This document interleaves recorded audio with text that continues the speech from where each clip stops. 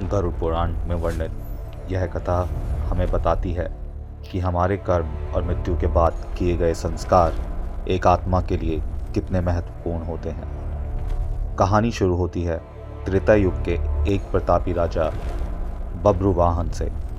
राजा बब्रुवाहन जितने वीर थे उतने ही दयालु और धर्मात्मा भी थे। एक बार वे शिकार के लिए एक घने जंगल में गए। शिकार का पीछा करते करते वे अपनी सेना से बिछड़ गए और घने जंगल के बीचों बीच पहुंच गए। दोपहर का समय था। राजा प्यास से व्याकुल थे। तभी उन्हें पास ही एक निर्मल जलाशय यानी तालाब दिखाई दिया। जैसे ही राजा पानी पीने के लिए तालाब की ओर बढ़े, उनकी नज़र एक ऐसी चीज पर पड़ी जिसे देखकर किसी का भी कलेजा कांप जाए। वहां एक अत्यंत ही डरावना और कंकाल जैसा दिखने वाला प्रेत बैठा रो रहा था। उसकी हड्डियां बाहर निकली हुई थी, आंखें अंदर धसी थीं और शरीर पूरी तरह सूख चुका था। लेकिन जैसे ही उस प्रेत ने राजा को देखा, वह भागा नहीं बल्कि राजा के चरणों में गिर पड़ा।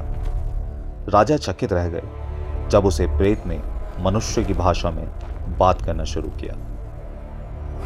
राजा ने साहस जुटाकर पूछा, आप कौन हैं और आप इस स्थिति में कैसे आ गए?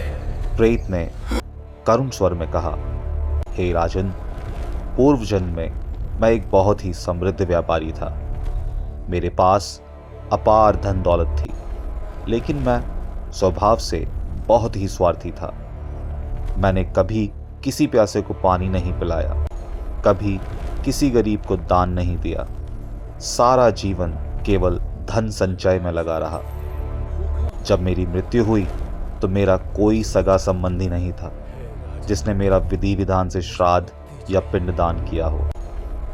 इसी कारण मैं इस कष्टकारी प्रेण योनि में भटक रहा हूँ। यहाँ न मुझे प्यास बुझाने के लिए पानी मिलता है, न भूख मिटाने के लिए भोजन। उसने राजा से हाथ जोड़कर प्रार्थना की, हे धर्मात्मा राजा, आप ही मेरा उद्धार कर सकते हैं। दूर हो जा। हे राजन, मुझे मुक्ति चाहिए। राजा का हृदय दया से भर गया। उन्होंने पूछा कि वे उसकी सहायता कैसे कर सकते। प्रेत ने बताया, यदि आप मेरी ओर से नारायण बलि करवाएं और विधि विधान से मेरा श्राद्ध और पिंड दान करें तो मुझे इस योनि से मुक्ति मिल जाएगी।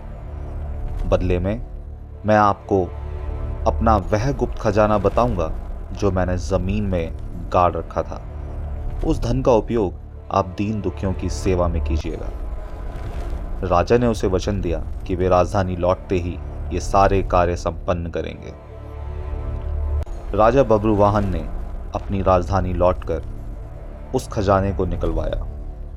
उन्होंने विद्वान ब्राह्मणों को बुलाया और पूरी श्रद्धा के साथ प्रेत के नाम से दान पुण्य और श्राद्ध कर्म किया। जैसे ही अंतिम विधि पूर्ण हुई, वह भयानक प्रेत एक दिव्य और तेजोमय पुरुष में बदल गया। उसने राजा का आभार व्यक्त किया और विमान पर बैठकर स्वर्ग की ओर प्रस्थान किया। इस कहानी से हमें यह शिक्षा मिलती है कि जीवित रहते हुए किया गया परोपकार ही मृत्यु के बाद हमारा साथ देता है। दान केवल धन का नहीं बल्कि मानवता का आधार है। यह कहानी गरुड़ पुराण में मिलती है। वीडियो अच्छी लगी हो तो वीडियो को लाइक करें, चैनल को सब्सक्राइब करें। हर हर महादेव। जय श्री राम।